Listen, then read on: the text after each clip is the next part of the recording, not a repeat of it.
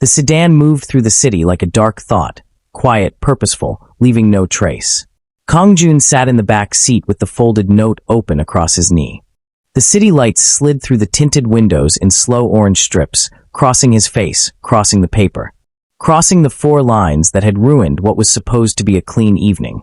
Taemin sat in the front passenger seat, turned slightly sideways the way he always did when he was waiting for instructions. He had learned long ago not to ask questions before Kang-Jun was ready. The 2 men in the front kept their eyes on the road. The car was silent except for the low hum of the engine and the distant city that neither knew nor cared about any of this. Kang-Jun read the note again. The manifest code was real. He knew that without checking because he had approved the third-party logistics deal himself 3 weeks ago, in a meeting that lasted less than 20 minutes. It had seemed simple, clean, a favor to a portside broker who moved goods quietly and asked no uncomfortable questions. The broker had come recommended. The numbers had looked fine. He thought about the words she had written.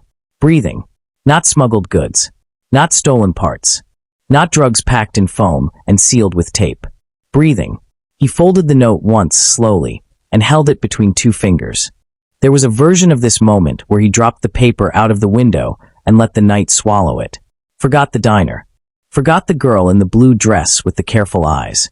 Told Taemin to close the logistics deal by morning and move on. That version was simpler. That version cost him nothing tonight. But a man who built his empire on information understood one thing very clearly. The moment you chose not to know something, you handed the power of that knowledge to someone else. And right now, a waitress in a blue dress held information about his cargo that his own lieutenants apparently did not. That was the part he could not set aside. Not the moral weight of it. Not yet. What sat heavy in his chest right now was the professional insult of it. That something was moving inside his network, inside a deal with his name attached to it, and he had been the last to know. He had been sitting in a restaurant reading a menu while a woman earning tips had quietly decoded his own operation and handed it back to him on a grease-stained piece of paper. Taemin, he said. Sir. Container 4092. The Chobek Port Logistics Deal. Pull the full manifest. Not the summary. The raw file. A pause. Then the sound of Taemin typing on his phone, fast and without argument. Kang-Jun looked out of the window. They were crossing the bridge now. And below them the Han River was black and wide and gave nothing away. He had always liked that about the river. It kept its secrets well. Sir. Taemin's voice had changed slightly. Just slightly. The way a careful man's voice changes when he finds something he did not expect. The container is listed under a Shell reference.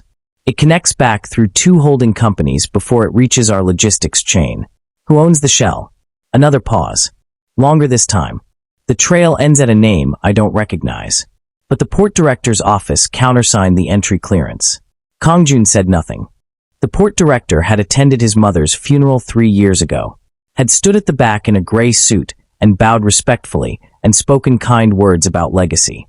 Kang-Jun had considered him a neutral man, a manageable man.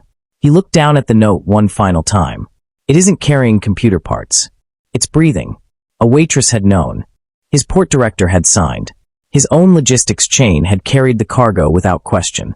And somewhere, right now, in a steel container numbered 4092, something was breathing in the dark and waiting. He placed the note carefully into his inside jacket pocket. Turn the car around, he said. Taemin looked back at him. Sir, we're going back to the diner. The driver didn't ask why. Neither did Taemin, though Kang-Jun could see the question forming behind his eyes. It didn't matter. There would be time for explanations later. Right now, he needed to speak to the girl in the blue dress. The Meridian staff hadn't fully relaxed yet when the black sedan rolled back into the curved driveway. A busboy saw it first. He set down his tray and said nothing. The maitre d' at the front desk looked up from his reservation book, and something in his expression went very still. Word moved through the restaurant the way cold air moves under a door, silently and all at once. By the time Kang-Jun stepped through the entrance, every member of staff had found a reason to look busy. Every member except one. Zara Thompson was behind the counter, wiping down the coffee machine with a cloth that had seen better days. She didn't look up when the room shifted. She didn't look up when the 2 shadows posted themselves near the entrance. She kept wiping, slow and steady. and only stopped when Kang-Jun pulled out the chair directly across the counter from her and sat down. Then she looked up. He had removed his jacket. His watch caught the light. He folded his hands on the marble surface the way a man folds his hands at the start of a meeting he intends to finish quickly, and he studied her face with the flat, measuring patience of someone pricing an asset. "Sit down," he said. "I'm working," she said. "You were working," he said. "Now you're in a meeting." She looked at him for a moment. Then she looked at the two men near the door. Then she set down her cloth, folded it neatly over the counter's edge, and sat. He placed the note between them without unfolding it. "You wrote this," he said. It was not a question. "Yes." "You know who I am." "Yes." "And you still wrote it." She didn't answer that one. She just held his gaze with the kind of steadiness that is not the same thing as being unafraid. It was something more disciplined than that. She was afraid. He could see it in the slight tension around her eyes, but she had decided before he arrived that fear was not going to be useful to her tonight. He respected that. Quietly and privately, the way he respected most things that were well built. "How did you get the manifest code?" he asked. "I recognized the container reference from a port log. I've seen it before, attached to a different cargo description. 6 months ago it was listed as industrial equipment. 3 months ago, medical supplies. Tonight your men were discussing it near the entrance while they waited for the table to be set. They weren't being careful." His jaw tightened slightly. She noticed. "Which two men?" he asked. "The one in the gray jacket and the shorter one with the silver ring. They were standing by the second pillar for about 4 minutes." He made a small mental note and filed it away cleanly. "You said the container is breathing," he said. "That's a serious claim. What makes you certain?" "I'm not certain," she said. "I'm informed. There's a difference. The ventilation modification on that container number matches a pattern I've seen documented in 3 federal port reports. Passive airflow, hidden behind a false load declaration. It's a specific configuration. It isn't used for computer parts." He was quiet for a moment. She hadn't flinched. She hadn't performed. She had answered each question like a person presenting findings at the end of a careful investigation. There was no desperation in it. No pleading. She was simply very calmly telling him what she knew. "You're not a waitress," he said. "I've been a waitress for 2 years," she said. "That doesn't mean it's all I am." He picked up the note and returned it to his pocket. Then he straightened his cufflinks, stood, and buttoned his jacket in one smooth motion. "You'll come with us," he said. "And if I say no?" He looked at her with an expression that was not threatening. It was simply honest in the way that a locked door is honest. "You wrote the note," he said. "That means you already made your choice before I came back. You knew what writing it meant." She was silent for a long moment.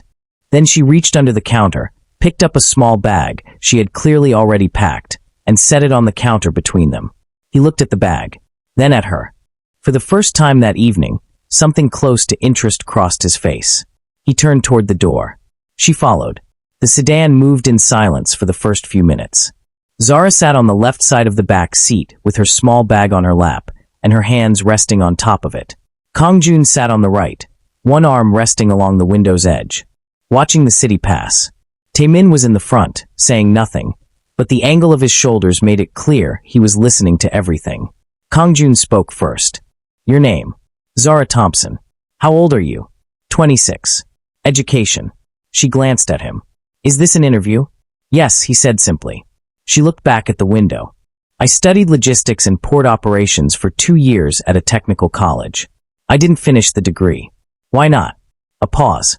"Not a long one, but full. My father died," she said. "I had to stop." Kang-Jun didn't offer any words about that. He just waited, which she seemed to understand was his way of asking her to continue. "His name was David Thompson," she said. "He worked for the Port Authority for 19 years. He was the kind of man who kept records of everything. Not because he was told to. Because he believed that numbers told the truth when people wouldn't." She paused. 3 years ago, he found something in the cargo logs that didn't match. Ghost manifests, container entries that existed in one system but not another. Goods that were declared on paper but had no physical inspection record. He reported it internally first. Nothing happened. He reported it to a federal contact second. 2 weeks later, he was dead. The official finding was a traffic accident. The car was very quiet. "You don't believe that," Kang-Jun said. "No," she said. "I don't." She reached into her bag and pulled out a worn brown folder. The edges were soft from handling, the kind of soft that comes from years of careful use. She opened it on her lap and turned it so he could see. Inside were printed port logs, handwritten margin notes, and a series of container reference numbers arranged in a neat column with dates running alongside them. The handwriting in the margins was older, slightly slanted. Her father's. But running parallel to it, in a different pen and a steadier hand, were her own additions. Years of her own work, quietly layered on top of his. Container 4092 appears in his original notes, she said, pointing. 18 months ago it was flagged as a discrepancy. Different declared weight each time. Same physical dimensions. He circled it and wrote one word next to it. She pointed to the old handwriting. Kang-Jun leaned slightly forward and read the word. Irregular. He never got to follow it further, Zara said. So I did. I tracked the container's movement through port records that are publicly available if you know where to look. It's changed cargo descriptions 4 times in 2 years. The ventilation structure I mentioned wasn't in the original build spec for that container model. Someone modified it after purchase. That modification isn't cheap, and it isn't simple. You don't do it for computer parts. Kang-Jun sat back slowly. He had paid 3 different analysts over the past year to review the logistics chain behind the Chobek deal. 3 careful, expensive, professional men who had each come back to him with the same clean verdict. No flags. No irregularities. No cause for concern. A 26-year-old waitress with a worn folder and her dead father's notes had found what they had not. The ghost manifests, he said. How many containers total? That I can confirm. 4. That I suspect, based on the pattern? Possibly 7. The 3 I can't confirm, yet follow the same rotation schedule. But I don't have inspection records for them. You've been tracking this for how long? 14 months, she said. Working the diner nights. Doing this in the mornings. He looked at the folder again. Then at her. Why come to me? He said. Why not take this to the federal contact your father used? Her expression didn't change, but something behind her eyes did. My father took it to the federal contact, she said quietly. And 2 weeks later he was dead. She closed the folder and held it against her chest. I needed someone the port director was actually afraid of, she said. That isn't a federal agent. That's you. They stopped at a private parking structure 20 minutes from the port. It was the kind of place that didn't appear on any map. 3 levels of concrete. 1 entrance, no attendant. Kang-Jun used it when he needed to think without walls that had ears. The driver killed the engine. The silence that followed was thick and deliberate. Kang-Jun stepped out and walked to the edge of the 2nd level, where the city spread below in a wide grid of lights. Zara stayed by the car. Taemin followed Kang-Jun, which meant the conversation that had been building in the front seat since the meridian was finally about to happen. Taemin stopped beside him and looked out at the city for a moment, as if he too were simply admiring the view. Then he spoke in Korean, low and even. You're going to risk the Chobek deal on a folder. I'm going to investigate a problem in my own logistics chain, Kang-Jun said. Based on a tip from a waitress. Based on documented port records, a pattern of irregular manifest entries, and a container modification that has no legitimate explanation. He paused. She didn't give me a feeling, Taemin. She gave me data. Taemin was quiet for a moment. He was not a man who argued loudly. His doubts came out carefully, shaped like reasonable questions, which made them harder to dismiss. The Chobek deal is worth 1.3 billion won, he said. The broker has 3 other contracts tied to it. If we pull out tonight without a clean reason, we don't just lose the deal. We create enemies from a relationship we spent 8 months building. I'm aware of the numbers. Then you understand why I'm asking you to wait. Let me run a quiet check through our usual channels first. If there's something in that container, we find it slowly, carefully. Without involving, he glanced back toward Zara without turning his head fully. Outside parties. Our usual channels missed it, Kang-Jun said. For over a year. That landed.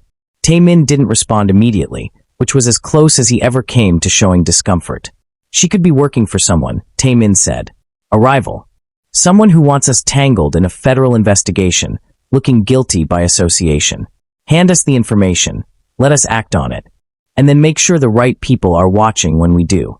Kang-Jun turned that over quietly. It was not an unreasonable concern. It was, in fact, exactly the kind of concern that had kept him alive and free for 15 years. Possible, he said. Then why are we still moving toward the port? Kang-Jun looked down at the city. Somewhere in that grid, a steel container sat in a yard by the water. He thought about the word his own analyst had used 3 months ago. Clean. He thought about the word her father had written in a margin, alone, in careful handwriting. Before someone had decided he knew too much. Irregular. Because if she's telling the truth, Kang-Jun said, and we wait, and something happens to whoever is in that container tonight, then we were warned. We had the information, and we chose the money. He said it without emotion. The way you state a fact about weather. I will not be a man who was warned. Taemin said nothing. And if she's setting us up, Kang-Jun continued, then we go in with our eyes open, we control the approach, and we find out very quickly who sent her. He straightened his jacket. Either way, we move. Taemin looked at him for a long moment. Then he nodded once, slowly, the way a man nods when he disagrees but respects the decision enough to follow it. They walked back to the car together. Zara was leaning against the door with her arms folded, watching them with an expression that said she understood the conversation had been about her, even if she hadn't heard the words. Are we still going? She asked. Yes, Kang-Jun said. She pushed off the car and reached for the door handle. For what it's worth, she said quietly, I'm not working for anyone. I'm just finishing what my father started. Taemin looked at her for a moment. Then he got in the front seat without a word. Kang-Jun watched the city one last time. Then he got in, and the car moved toward the port. The port at midnight was a different world. It didn't sleep the way the city slept. It simply changed its face, the daytime business of forms and handshakes replaced by something slower and heavier, the kind of work that preferred darkness and asked no questions. Cranes moved against the sky like slow giants, lifting steel containers the size of houses and placing them with a precision that seemed impossible for something so large. The lights were industrial and yellow, casting everything in a color that made shadows look permanent. The sedan stopped outside a service gate on the port's eastern edge. No signage. No guard booth. Just a heavy chain-link fence with a padlock that Taemin dealt with using a key that shouldn't have existed. They went in on foot from there. The smell hit first.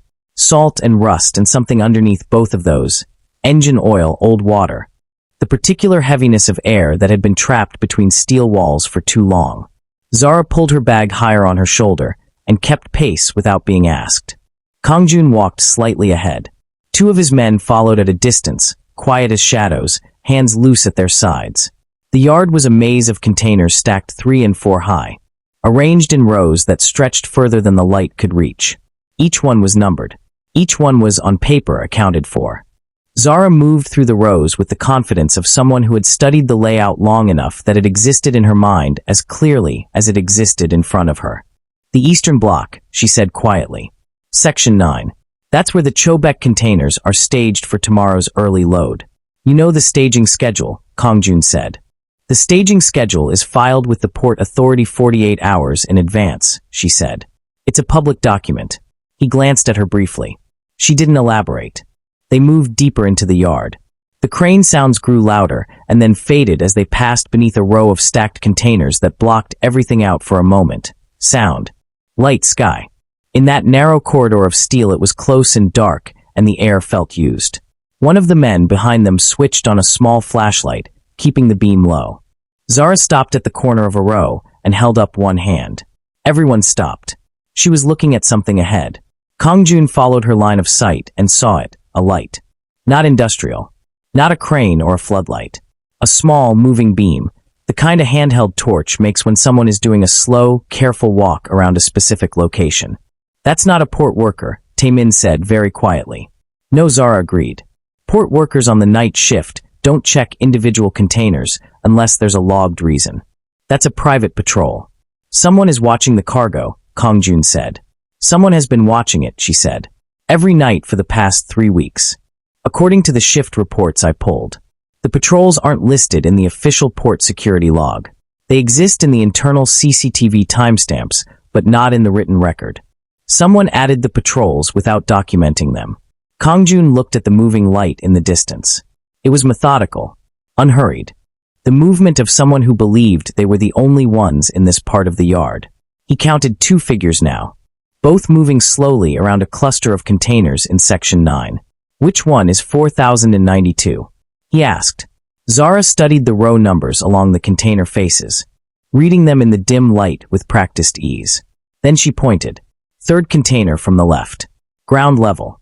Dark blue, with a faded white number stenciled near the door seam. It looked like every other container in the yard, except that as they stood there in the stillness, in the gap between one crane movement and the next, when the yard went briefly and completely quiet, Kang-Jun heard it, or thought he did. He looked at Zara. Her expression told him she had heard it too. It was barely a sound at all, more like the idea of a sound, a pressure against the silence rather than a break in it. She looked at him steadily, her father's folder held against her side, and said nothing. She didn't need to. The container wasn't carrying computer parts. He had known that since the restaurant. But knowing a thing in the back of a warm sedan and knowing it here, in the salt-heavy dark, 3 feet from a steel door, were two completely different experiences. He turned to Tae-min. "Keep the patrol in sight," he said quietly. "Nobody moves until I say." Tae-min pulled Kang-Jun 2 steps back from the container row, close enough to speak without being heard by the patrol ahead. "We can't open it," he said. "Not here, not tonight. If there are people inside and we open that door without a controlled approach, everything becomes complicated." "I'm not opening it tonight," Kang-Jun said. Tae-min looked at him. "Then what are we doing?" Kang-Jun turned to Zara. She was already crouching slightly, her folder open to a page near the back. In the low light her eyes moved quickly across the page, checking something, confirming something. She had the focused stillness of a person who had rehearsed this moment many times in her head and was now simply executing it. "The port runs a subgrid power system for temperature-sensitive cargo," she said, keeping her voice low and flat. "Refrigerated containers, pharmaceutical holds, anything that needs climate control. The subgrid draws more current than standard containers. The draw is logged in real time by the Port Authority's power monitoring system." She looked up. "I can access the live monitoring interface from here if someone gets me within range of the port's internal network relay. It's mounted on the maintenance board on the back wall of the Section 9 utility station." She pointed. 30 meters to the left, behind another row of containers, a small metal structure sat against the perimeter wall. A utility station, the kind of unremarkable box that existed all over the port and which nobody looked at twice. "The patrol," Tae-min said. "They're moving clockwise," Zara said. "They'll be on the far side of the section for the next 6 to 8 minutes, based on their pace." "That's enough time." Kang-Jun looked at his men. He nodded once at the taller one, who peeled away silently to hold a position with a clear sight line to the patrol. Then he looked at Zara. "Show me," he said. They moved quickly and low along the container row, using the stacked steel as cover. The utility station was padlocked, but the lock was a standard port-issue model, and Tae-min had it open in under a minute. Inside, the maintenance board was exactly where Zara had said it would be, a gray panel mounted at chest height, humming quietly, with a small network access port near the bottom left corner. Zara pulled a cable from her bag. Kang-Jun noted this without comment. She had come prepared in a way that went well beyond a person acting on instinct. She connected her phone to the access port, opened an interface that looked nothing like anything standard, and began working. Her fingers moved with calm efficiency. No hesitation, no second-guessing. The screen filled with numbers, current draws listed by container reference, updated every 30 seconds, running in a clean column down the display. "Standard containers draw almost nothing passively," she said quietly, scrolling. "A modified container with interior ventilation and any kind of active thermal management will show a distinctly higher draw. Not enough to trigger an alarm. Whoever set this up was careful about that, but enough to be visible if you're looking directly at the data." She stopped scrolling. She turned the screen so Kang-Jun could see it. Container 4092 showed a current draw that was nearly 4 times the average of the containers around it. So did 2 others, 3871 and 4105, both in the same section, both within 40 meters of where they were standing. 3 containers. Not 1. Kang-Jun studied the numbers without speaking. Tae-min looked at the screen and something shifted in his expression. Not dramatically, but enough. The doubt that had shaped his jaw since the parking structure quietly rearranged itself into something harder and colder. 3, he said. 3 confirmed, Zara said. The others I suspected, but couldn't verify. Now I can. She saved the data to her phone and disconnected the cable. This is your evidence. Power draw logs, timestamped. from the port's own monitoring system. Whoever is running this didn't think anyone would look at the subgrid data because it requires physical access to pull it. They assumed the network was invisible. She looked at Kang-Jun. Your logistics chain didn't just carry one container, she said. It carried 3. And all 3 have been drawing power every night for the past 11 days. Kang-Jun stood very still in the small humming space of the utility station. 11 days. He had signed the Chobek deal 14 days ago. He closed his eyes for exactly 3 seconds. Then he opened them and walked back out into the salt-heavy dark without a word. And everyone followed because his silence, in that moment, was the loudest thing in the port. They were halfway back across the yard when the lights came on. Not the slow, industrial yellow of the port's standard grid. These were sharp and white and aimed 4 of them, mounted on a pair of black vehicles that had entered through the northern gate and positioned themselves at the end of the container row with the quiet efficiency of people who had done this before. The beams cut straight down the narrow corridor between the steel walls and found Kang-Jun's group with the certainty of something that had been tracking them for longer than they had realized. Everyone stopped. Kang-Jun didn't raise a hand or give a signal. He simply stood still, which was its own kind of instruction. From behind the lights, a figure stepped forward. He was a broad man in his late 50s, wearing a Port Authority jacket over a collared shirt, as if the jacket were meant to remind everyone present of what his position was. His hair was neatly combed despite the hour. He carried no weapon himself, but the 4 men who followed him 2 steps behind carried enough for the whole yard. Port Director Lim Byung-soo. Kang-Jun had last seen him at a quarterly review dinner 8 months ago. He had seemed then like a man comfortable in rooms where money was discussed politely and decisions were made with soft handshakes. He seemed different now. Harder.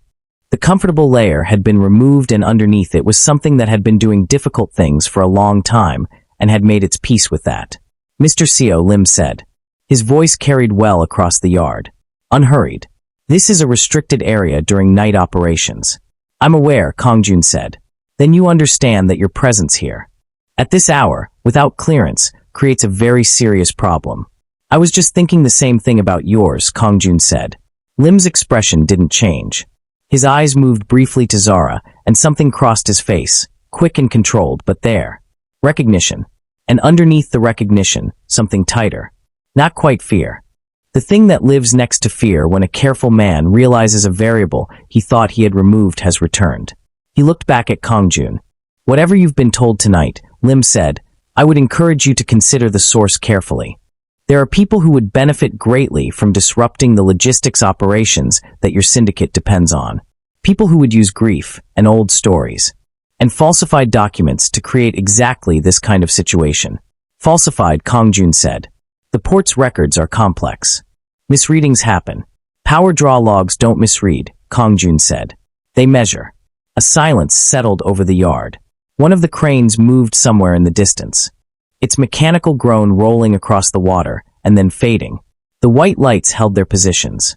Nobody on either side had moved toward anything yet. But the yard had the specific tension of a room where a decision was being approached from both sides simultaneously. Lim took one slow breath. You have 4 men, he said. I have more than that, and I have the authority of this port behind me. Whatever you think you found tonight, you cannot act on it here without consequences that would follow you well beyond these gates. Kang-Jun was quiet for a moment. Then he reached into his jacket and took out his phone. He turned the screen toward Lim without walking forward, just held it up, visible in the white light, showing the power draw data, time-stamped, container referenced, saved and already sent to a location that was not on any device present in the port.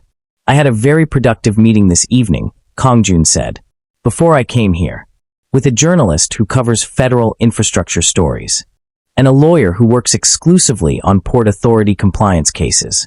The data on this screen arrived in both of their inboxes 11 minutes ago. He lowered the phone. So the question isn't what I can act on tonight. The question is what happens tomorrow morning when they start asking about containers 4092, 3871, and 4105. Lim stood very still. Behind him, one of his men shifted weight. Another looked sideways. The armed confidence that had entered the yard with them was separating, quietly and quickly, into something less certain. Kang-Jun buttoned his jacket. I'm going to leave now, he said. And you're going to let me. Because the alternative is a conversation neither of us wants to have with federal investigators about why you tried to stop me. He turned and walked calmly back toward the gate. After 3 long seconds, Zara followed. After 5, so did everyone else. Lim didn't move, didn't speak. He stood in the white light between his silent men and watched them go. And the expression on his face was the expression of a man watching the last door close on a room he had spent years carefully building. The sedan was 3 blocks from the port when Kang-Jun spoke. The northern gate, he said. Taemin looked at him from the front seat. Lim came through the northern gate, Kang-Jun said. That gate requires an internal access code to open after hours. The code rotates every 72 hours and is issued only to Port Authority directors and our own logistics coordinator. He paused. We didn't tell Lim we were coming tonight, which means someone in our chain told him. The car was silent. How many people knew about this visit? Zara asked quietly. In that car, leaving the Meridian? Kang-Jun said. 4. He didn't look at anyone when he said it. He didn't need to. The number sat in the car like a 5th passenger, and everyone present understood its weight. For people had known. Lim had appeared. The calculation was simple and ugly, and had only one conclusion. Taemin's voice was very controlled when he spoke. Who has access to the logistics coordinator's code? 3 people on my staff, Kang-Jun said. And the 2 men who were standing by the second pillar at the Meridian tonight. He turned to look out of the window. The ones who weren't being careful. Zara said nothing. She had gone very still in the way that people go still when they are in a room where dangerous decisions are being made, and they are wise enough to understand that this part does not belong to them. Kang-Jun took out his phone and made a call. It rang twice. Mr. Yoon, he said. I need you to locate Park Sung-jin and Oh Dae-woo. Right now, tonight. Don't tell them why. Just make sure they don't leave the city. A pause. Yes. Tonight. He ended the call. Then he made a second call, shorter than the first, and spoke only an address and a time. Tomorrow, 6 in the morning, before hanging up. Taemin had turned slightly in his seat. How long? He asked. Park has been with us for 4 years, Kang-Jun said. Oh, for 2. Based on tonight. I would estimate the arrangement with Lim began somewhere around the time the Chobek deal was being negotiated. 8 months. Possibly longer. He said it with the flat precision of someone reading a report. They fed him the access code tonight. They may have been feeding him information about our logistics operations for months. Everything they had access to, Taemin said. Everything, Kang-Jun confirmed. The word landed heavily. Taemin faced forward again and was quiet for a long time. Outside, the city moved past in its usual indifferent way, unbothered by the conversation happening behind its tinted glass. Zara spoke carefully. The Chobek broker. Did Park or Oh have any contact with him during the negotiation period? Kang-Jun looked at her. Park handled the initial communication, he said. She nodded slowly, as if this confirmed something she had already suspected but hadn't wanted to say. Then the broker likely knew your security structure before the deal was ever signed. The ghost manifests, the private patrols, the fact that your own analysts cleared the chain, it was designed to pass your specific review process. She paused. Someone gave them the blueprint of how you check things. So they built something that would survive your checks. The car stopped at a red light. Kang-Jun looked at the folder on her lap. Your father found the irregularity before any of this was fully in place, he said. Yes, she said. He found it early, when they were still building it, before they had learned how to hide it properly. And they removed him before he could tell anyone who mattered. Yes. Kang-Jun turned back to the window. He had built his organization on the principle that loyalty was a structure, not a feeling. That if you constructed the right systems, the right consequences, the right rewards, loyalty would follow as naturally as water finding level ground. He had believed, with some confidence, that he had built those systems well. Tonight had shown him the precise location of the crack. When we get back, he said to Taemin, I want a full access audit. Every code, every clearance, every external contact made by Park and O in the last 12 months. Everything reviewed before morning. And the 2 of them? Taemin asked. Kang-Jun's answer was quiet and final, the way a door closing in an empty house is quiet and final. They made their choice, he said. Now they'll live with mine. The light turned green. The car moved forward, and the city continued around them, and somewhere behind them the port sat dark and heavy by the water, holding its secrets in steel containers that were, even now, still breathing. Dawn came slowly over the harbor. It didn't arrive the way dawn arrives in warmer months, sudden and bright and full of confidence. It came in quietly, the way careful things come, pushing the darkness back in thin layers until the sky above the water was the color of pale ash, and then gray, and then something almost blue. The cranes stood motionless against it. The containers below them were still and dark and gave nothing away. Kang-Jun stood at the window of a private office on the third floor of a building that overlooked the harbor. It belonged to no one whose name appeared on any public document. He used it the way he used several such spaces, as a place to think between the end of one thing and the beginning of another. Behind him, Tae-min was on the phone, speaking in the low, efficient tone that meant the morning's work was already underway. The access audit. The quiet collection of two men who had made a poor decision 8 months ago and were only now discovering the full cost of it. Everything was moving the way things moved when Kang-Jun decided they should move. Without noise, without hesitation, without the kind of visible drama that attracted attention. Zara was sitting in a chair near the far wall. She had been awake the entire night. It showed in the slight heaviness around her eyes, but not in her posture, which remained straight, and not in her expression, which remained composed. Her father's folder was on the table beside her, closed now. Her small bag sat at her feet. She looked like a person who had finished a very long task and was waiting, without expectation, to find out what came next. Kang-Jun turned from the window. He crossed the room and sat down across from her, not at a distance but properly across, the way you sit when the conversation you are about to have is a real one. He looked at her for a moment without speaking, which she had learned by now was simply how he gathered his thoughts before committing them to words. The federal contact, he said. The journalist and the lawyer I mentioned to Lim. Yes, she said. They're real, he said. I made those calls before we went into the port. The data was sent. He paused. By tomorrow evening, Lim will have considerably more pressing concerns than either of us. She absorbed this. And the containers? A federal welfare unit will be at the port by 8 this morning. Anonymously directed.